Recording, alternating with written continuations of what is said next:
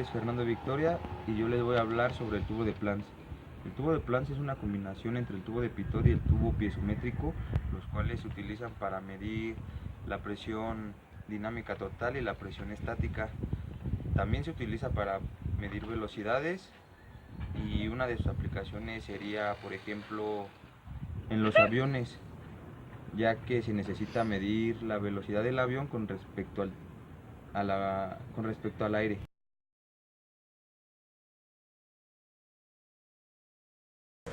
Buenas tardes, compañeros, yo les voy a explicar cómo hicimos nuestro tubo de Prandtl, la construcción del tubo de Prandtl. Bueno, lo primero que necesitamos es un tubo de cobre. Nosotros utilizamos de 3/8 de diámetro, una manguera, esta es de 1/8 de diámetro,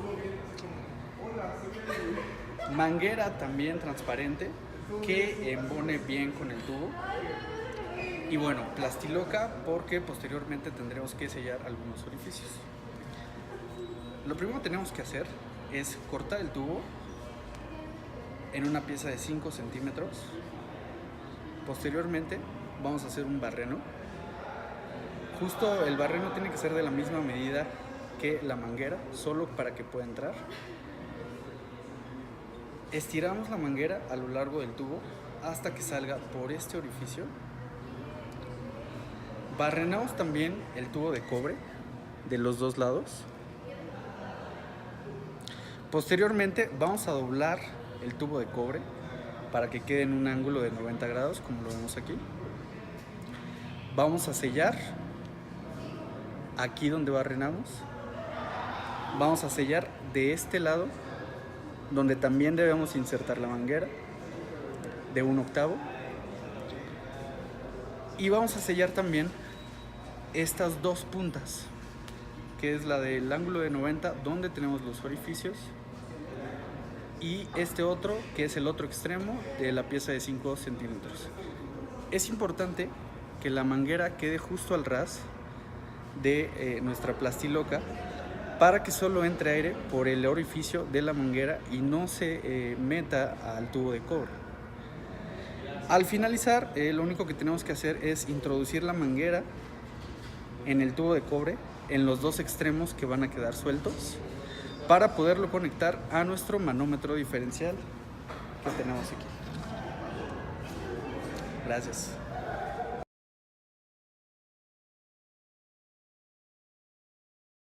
Para esto vamos a utilizar el tubo de viento que está aquí en el laboratorio del ECIME Culhuacán. Para esto vamos a colocar nuestro tubo de Prandtl dentro de esta cámara, la cual va a pasar todo el viento a través de su izquierda hacia la derecha.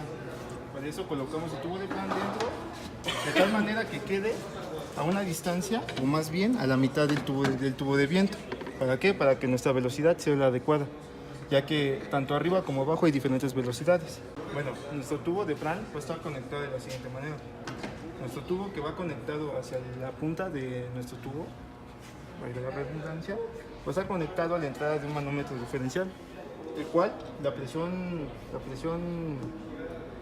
estática va a impulsar, más bien va a desplazar al líquido manométrico, en nuestro caso sería el agua, el cual lo va a cambiar de altura, y este líquido manométrico va a empujar a su vez a una presión absoluta, una presión máxima. Eso sería todo.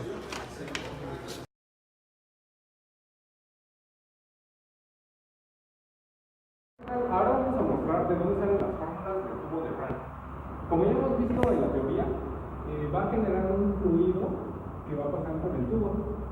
Este fluido puede ser cualquier cosa, aire, algún tipo de agua. Y lo que vamos a checar es la velocidad a la cual va a generar ese fluido y cuánta presión va a generar. Por ejemplo, aquí tenemos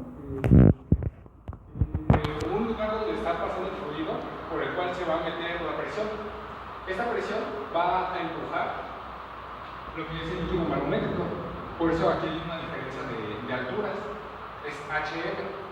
Este HM significa que es de un líquido cualquiera. En este caso, nosotros utilizamos el agua. puede ser el mercurio, bueno, lo que venga en las tablas. Vamos a comparar la presión y la velocidad de este punto que le llamamos punto S contra este punto que le llamamos punto 1. Para esto vamos a utilizar la ecuación de Bernoulli, la cual nos dice que, bueno, vamos a sintetizarla. Estas son las alturas, esta es la presión en el punto S, el peso específico,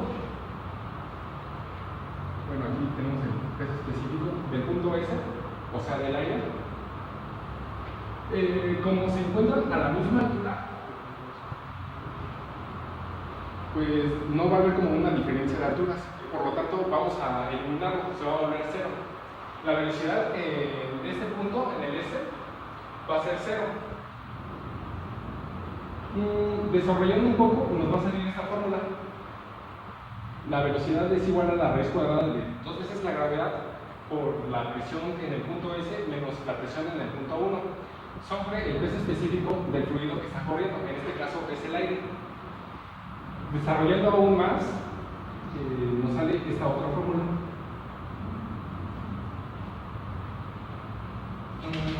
Buscando los datos, tenemos que el peso específico del agua, en este caso el manométrico, es de 9.810 newtons sobre metros cúbicos.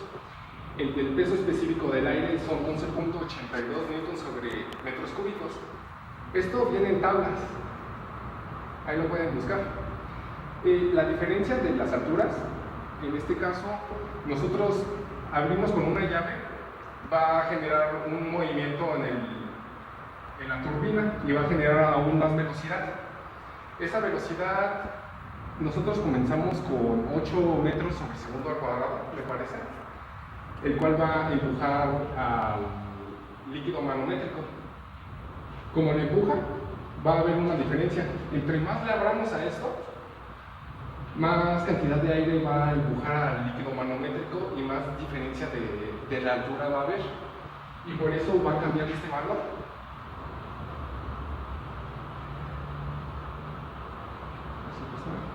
En nuestro caso, para H, cuando es 1, cuando la velocidad es de 8 metros sobre segundo, nuestro HM es de 1 milímetro, o sea, nada más se movió 1 milímetro. Cuando es de 9 metros sobre segundo, nuestra HM se movió 3 milímetros, y así sucesivamente. Nos salió diferente, 4.3 a 8 metros sobre segundo, porque hay diferentes tipos de pérdidas pues en el tubo. Quizá estuvo un poco apretado el tubo que pasa por aquí, seguramente se dobló y pasaba poquita aire y generó algún tipo de error, o había algún tipo de fuga. Bueno, por nuestra parte esto.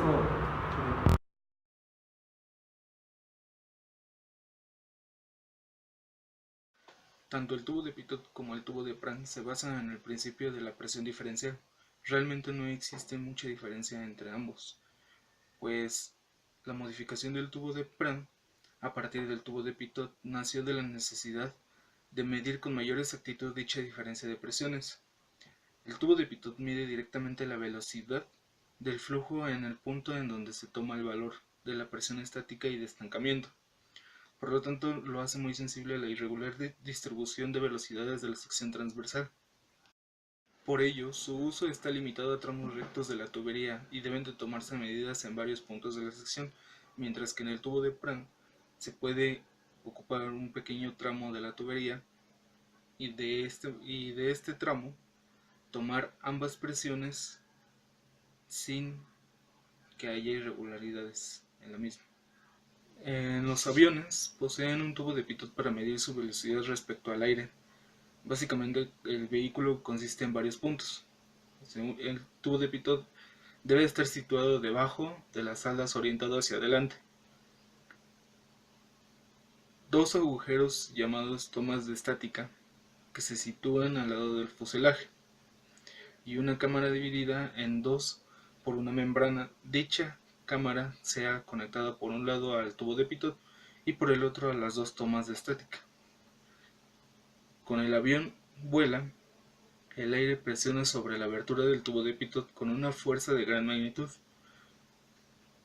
Cuanto que la velocidad del avión vaya aumentando, sin embargo, la presión de las tomas de estática no aumenta con la velocidad. De hecho, disminuye con una consecuencia de efecto de Venturi en los lados del fuselaje. En consecuencia, la presión en uno de los lados de la membrana aumenta y el otro disminuye, ocasionando así que la membrana se desplace y ese movimiento sea transmitido al anemómetro del avión. Y así puede medir la velocidad relativa del avión. Con respecto a los carros de Fórmula 1, también poseen un tubo de pitot que funciona de la misma manera y tienen el mismo propósito.